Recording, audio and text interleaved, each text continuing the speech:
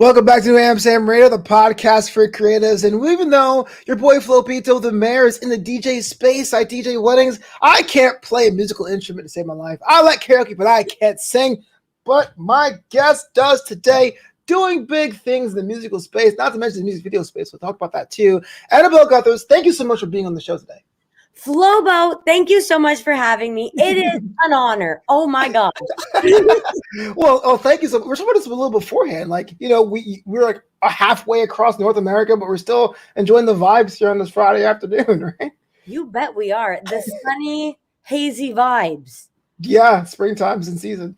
But let's talk about you, because you do a whole lot. And I stumbled across your music, and I was a little bit floored, but not in the way you're thinking. It was like, dang, it's dope, because it is. But like it's like dope, but it has a little bit of heart and soul to it. So I gotta ask you, if you're at a party and you tell people that you're a musician or you're a singer, how exactly you describe the actual blend of the music you create? Wow, that's a great question. That's a really great question. I would say it's eccentric, but not. You know what? No, not eccentric. It's eclectic. That's the word I would describe it, because I don't think that my music necessarily fits in to one genre in particular. I sort of just express myself, and however it comes out, it comes out. And so I would say, but predominantly acoustic based. Okay. Predominantly acoustic, sort of live instrumentation sounds. But definitely eclectic. It's a little bit of rock, a little bit of folk, a little bit of pop. I like to dabble. Yeah. Was this always a dream to be into going to music? You know what? Just be an accountant one day and then a song on the radio. You're like, forget it. You know what? I always loved music, and I was most drawn to just the stage. And then growing up, I didn't know what exactly I wanted. I knew my passion was music and performing. I also really enjoyed acting, just being on stage and connecting with people through song. But I wasn't really sure. After high school, I actually went into health sciences because I feel like I need something stable just to fall back on. And it was around that time I was writing a lot of music and I was performing a lot. And my mom's like, what would just make you the happiest? And I said, music. Like, I think if I could just write every day and perform, that would just like fill my heart with such joy and sunshine. And she's like, that is what you got to do. And so then I enrolled at Berkeley College of Music online, and here I am now. Yeah. Was it like an immediate familial support, or was it kind of like, are you sure you want to do that? Like, how did that go when you're like, no, this is the path I want to take? Was it everyone on board? You had to convince them, had to pitch to them? What? I didn't have to do any pitching. They are the most, honestly, the most loving and supportive family. I am truly blessed in every sense of the word. And so they were like, if this is what you want to do, then you have our support 100%. And I was like, then this is it. Yeah. Why Berkeley? Curious. You know what's okay? When I was in grade 10, a friend of mine who was in grade 11, she was applying to universities or thinking about it. And she said, my dream is Berkeley College of Music because it's, one of the best music schools in the world. And I was like, Berkeley College of Music. So I looked it up. I did all this research, and it turns out it is truly one of the best music schools in the world, especially for contemporary works. And so I was like, you know what, if I go into music, that's going to be the goal, is to get into Berkeley College of Music. And oh my gosh, I have to say, they set the standard for like what music education can be. I cannot emphasize just how much I love the school, and I just had the best experience there. Yeah, as someone who, again, has not touched anything formally in music. Actually, to tell you the truth, music is one of the few C's I got in college. Was it nerve-wracking, though, to be in a room of like other geniuses like yourself trying to learn something? Yes, definitely. It's, very humbling experience, because you just are exposed to so many brilliant people and just with extraordinary talent, and it's inspiring. And it just, for me anyways, it really inspired and encouraged me to just keep working harder and harder to just improve and better my craft. Mm-hmm. And so when you approach your craft, do you think of like writing for the song, writing for a feeling first? You hear a music piece first and write to that. What is the process for Annabel? What is the process for Annabel? Usually there's, what is the process? Usually I feel like I'll have something that I want to say, like a story that happened to me, or even something that, especially now, since we've been in lockdown, I've been inspired from other people's work. So like movies, TV shows, things I read in the news. I'll feel like inspired by an experience. And usually I'll have a lyrical idea that pops into my head with a melody, and then I'll just sort of build from there. Okay. Yeah. And then after that, I'll sort of decide the key, and then I'll try and put together a rough arrangement to send to my co-producer, so that we could really like flesh it out and make it as impactful and, sonically enticing as possible. Sure. Walk me through like the grind of it all, though. You are just writing something and the rhyme doesn't hit, or you try to hit the right note and it doesn't work. It's late at night. Neighbors are like, "Quiet down over there!" Like, what does that feel like in the thick of it all?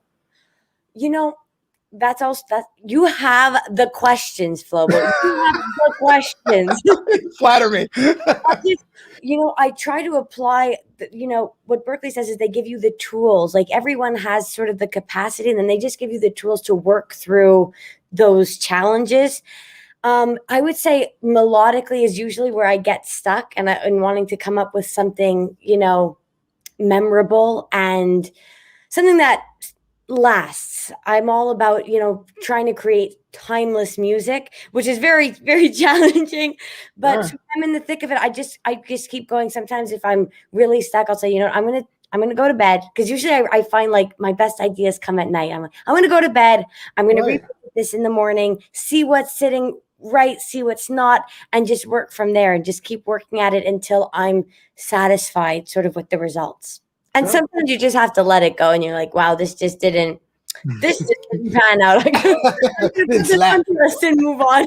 Yeah. When you get to be famous, you get the box set. Like, these are all the things I like gave up on. Yeah. Well, I come from the stand-up comedy world, and I guess that's like the more thing I'm crafting in that way. And you said something that just hit me the same way: timeless, right? You want to make timeless jokes. You want to make things that are funny after a week or so. But I do feel now there's a little bit of balance there. Like there is a little bit of a need to dimension what's going around and is happening today, but you still want to stand the test of time. I mean, is that like a challenge for you, or there's a needle that you easily thread? Like, what is your approach to keeping timeless music but still addressing the news of the day? Wow. I try and keep it, okay, this is just really personal taste.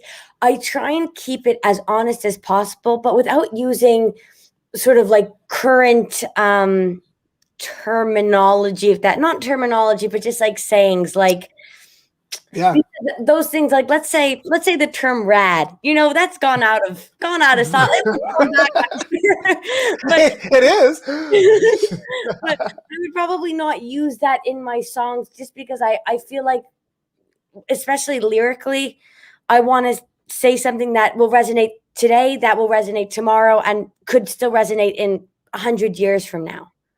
Well, I dabbled in comedy music, and it's a terrible song, but I did it because all the comedy clubs this time last year shut down. There was no way for me to perform. I need to hear this. I mean, it was called Alone in the Club, so I have to mention it. But the idea was the same. It was like, well, here's my song about being in quarantine. Because again, it was a time in March where we had to like rush and get out toilet paper and get our food. So my refrigerators were all stocked, but like I bought all the cheap stuff that was hanging around that was left at the store. So it wasn't any good food, So I was like, oh man, I think I'm in the VIP section of a club no one's in yet. And there was that, to me, that was like the fun part of trying to address the feelings of what's happening without saying pandemic stuff. And it's great because have I done that a year later, we're all been like, boring. We already have enough pandemic content, But I realize like I can't rap either, so don't download that. No, but I love that. It's like expressing sort of what you're going through in a way that's universal, and in a way that's again timeless. I love that concept. By the way, I'm definitely looking this up the second we're off. Ooh, awkward. I feel like I know you're brilliant. I know. I just can't wait to hear it. Well, here's my next question. I did it once, and I had the fun doing it, but I was like, I can't possibly do that again. So I got to ask you this. You make a song, you put your blood, sweat, and tears, and you go, that is one. and now number 2. Like, what happens in between that number 1 and number 2 song? Do you take a break? Do you go for a walk? Do you have writing sessions? Like, how do you approach each birthing of each track? Wow. Okay, so I try and write 1 song a week, and that's not fully produced, but just melodically, lyrically complete, and with all like the form and the song sections done. And then after that, I'll work on sort of producing demos and then flushing it out. But I feel like I just put 100% into, so then I can't really go like, okay, now I need a break. If I'm just on it the next week, then I start again the next week. And that's just how I've sort of developed. It's a little bit of a creative habit, I guess. No, I agree. A little bit all the time. But I do get invested though in like when I'm like, oh no, I'll never write something like that ever again. And then I get in my head a little bit. You just keep going and you just hope for the best. I absolutely agree. I think the difference between a hobbyist and a professional, people say if you get paid, but not necessarily. I think the difference between a hobbyist and professional is that when you say, if I'm not really feeling it, but there's a structure of me doing it, or maybe not today, I have the habit to do it. I think that really sets the part. So I love the process. I'm just curious to be like, how do you do it? Because I'm thinking these songs here now, they're great. And they do hit a lot of genres, a lot of feelings, a lot of moods. It's pretty awesome. Thank you so much, Flobo. I can't even imagine what it's like to come up with a comedy sketch. I honestly think stand-up comedy is one of the hardest disciplines in the creative field, for real, because people are expecting you to make them laugh. And that's just, I mean, for me, that would be so much pressure. So I'm in awe that you do that. That's amazing. Well, thank you. But I'd rather do that than produce music more than once. But let's talk about your music. I was just listening to Not the Girl with Disco version just before we got on the call. One, dope that you took a song you created and reinterpreted it. But the music video, it's pretty trippy, pretty rad. And I heard it was created within the throes of lockdown. What? How did it all come together? How did the remix come together? How did you do the video? Tell me everything. Okay, so funnily enough, Not the Girl Disco. So I have like an album version, which is more cohesive with the rest of that body of work. But the disco version was actually the first one that we produced. So it was when we were sort of trying to decide on the sonic palette for the record, even though it is eclectic. There's still a cohesion there. But at the beginning, I produced 3 songs in 3 totally different styles. There was Not the Girl, which was in this disco style because I had some funkier songs. And then I had Mountain Man, which was a previous release of mine, which was more like acoustic and folky. And then I had another one, which was on piano, and it was like a ballad. It's called Bloomer. And it was like a little musical theater-esque. Great. And so then once I continued to write, I was like, oh, I like this song for the record and I like this song.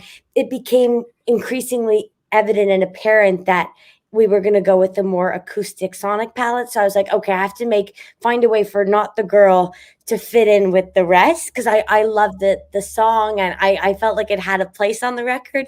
But Not the Girl Disco was the first one, and then we produced it again, like I think about 10 times to get to the acoustic version. Wow. But I had this version and I was like, why not just release it? And we just had so much fun with it. And we're like, I'm here with my family. We're like, let's just do a music video for it too.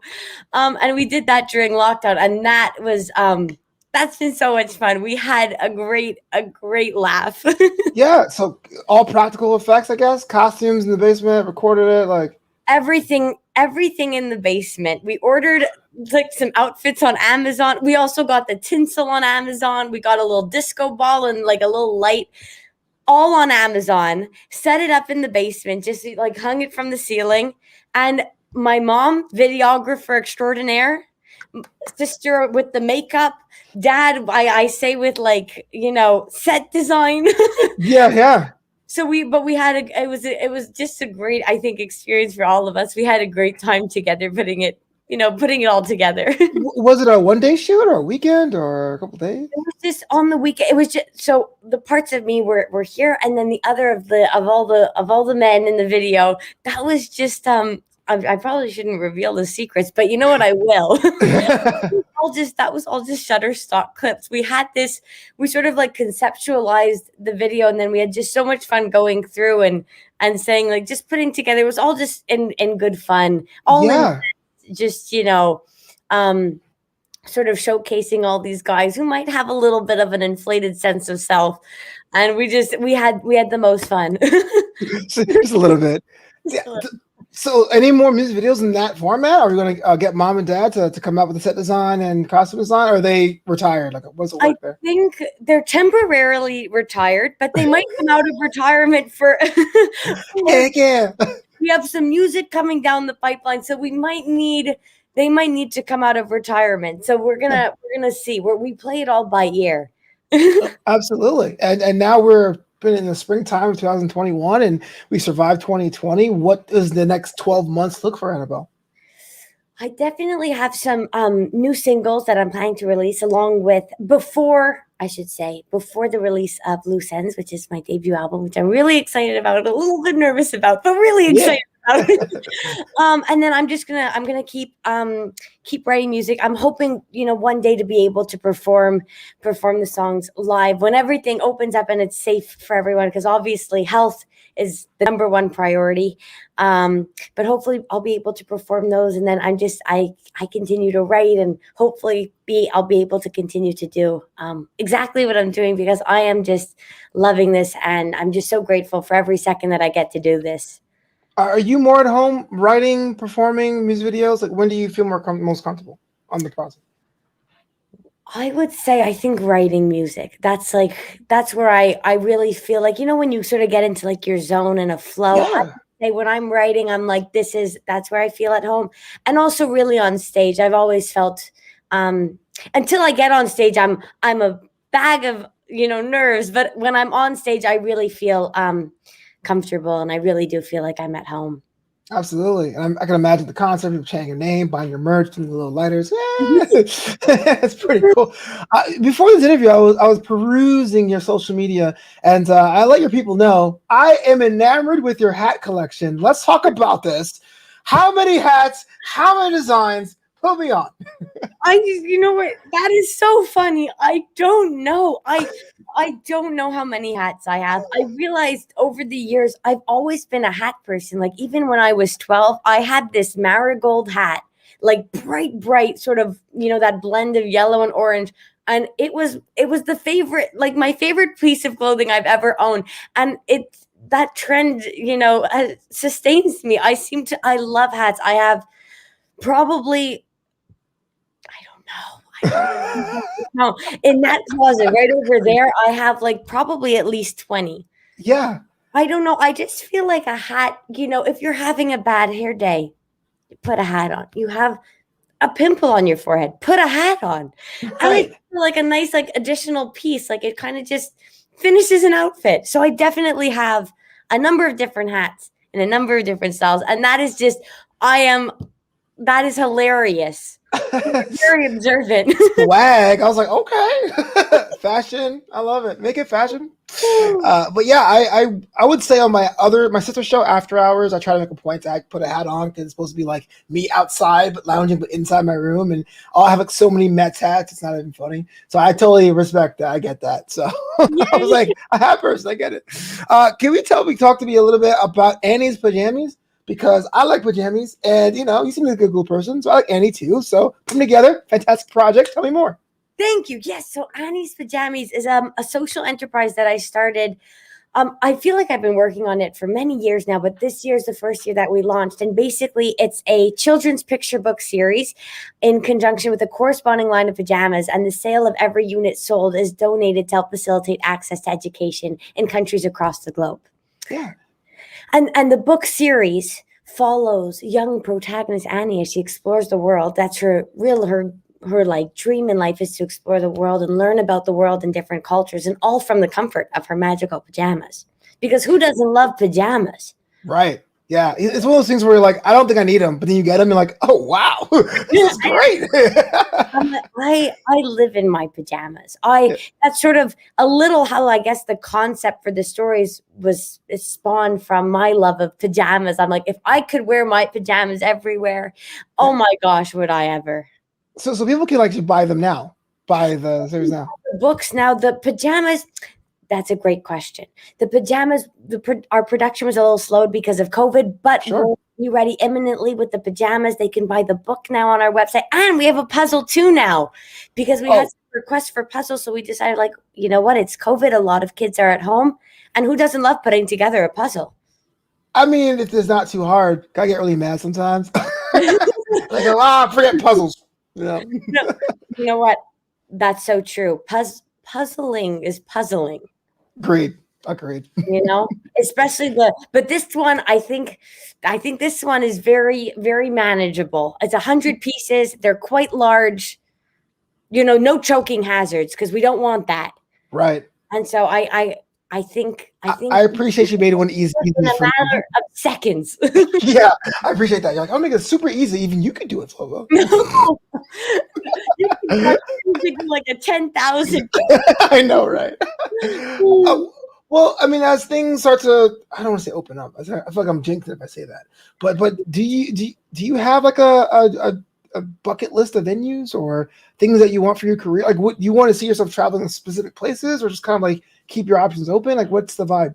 You know, I'm kind of open to everything and anything. You know, I think for me, one day the dream would be to, like, really the dream would be to perform at the Bell Center, because I'm from Montreal, and that's sort of like our big, you know, like stadium arena. So that for me would certainly be a dream. I would love to perform also. This is me just feeling very, you know, in the dream universe.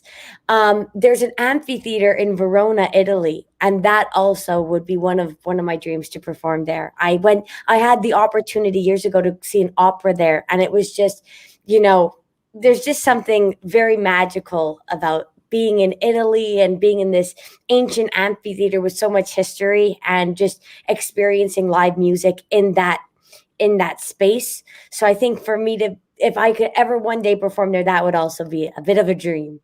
Oh, fantastic. I've been to Italy once. I've been to Rome and Naples, and it does change you. You come back being like, oh, Italy is like this. You know? You can be a different person. Yes, and focaccia and everything. But I don't. Italian food. I fell in love with focaccia there, but definitely bombolini, or like their little donut rolls, like donut holes. So that for breakfast, every place had them. You're like, oh, bombolini, yay! Bombolini, I'm Italian now. Exactly. Bombolinis and Americanos were like my thing every day when I was over there. It was amazing. My gosh. Yeah. And the funny thing is that because the food is so fresh, I lost weight. I ate so much more, but I lost so much weight. Wow. We should all move to Italy. Done. That does it right now for us. We're going to Italy, y'all. Again, but I want to say thank you so much for coming on the show. I appreciate us hanging out with you, learning about your process and all that. Where can people find you online? Where can they see their hat collection? Where can they get Annie's pajamas? Here's a chance you just promote everything and anything. Oh my God, you name it. I'm on it. Instagram, Twitter, Facebook. I'm there. I don't even know what the handle, my handle. You know what? This year has been a real learning curve for me with social media, because I was really not on it prior to all this. But yes, my handle, Annabel Gutherz, ANNABELGUTHZ / Z. I realized that is Canadian. Z is American. So ANNABELGUTHRZ. Not to confuse anybody, but that is. You could also go to my website, AnnabelGutherz.com, and it's all consolidated there as well. Oh my gosh. My parents are Caribbean, so I understand. It's all British colonies. I get it. But I was like, Zed? Oh, yeah, Zed. What up? That in the Z. Great. And I hope people get to follow you, and hopefully they can like interact with you as well. Is there any way you have like hangouts, or do you respond to comments online? Do you have like live streams? Anything like that? You know what? I'm inspired now to do all those things. I'm so learning with, I'm such a newbie, but I'm learning, and I will do all the hangouts and the lives. So I love that. Yes. Say yes, figure out later. I love it. That is DIY to a fact. Yeah, we can do it. No problem. You know what? It can be done. Anything can be done. It is achievable. That is the most inspiring thing I've heard all week. You know what? That is, I can't say that's actually one of my heroes, if not my ultimate hero, Dr. Tanadai Trent. She is the epitome of all that is possible. You gotta look her up because that is her catchphrase. Tina Gona, it is achievable. And if you read her, like if you read her story, you'll see anything and everything is achievable. I will definitely check that out. Truth bombs here on the show. Truth bombs.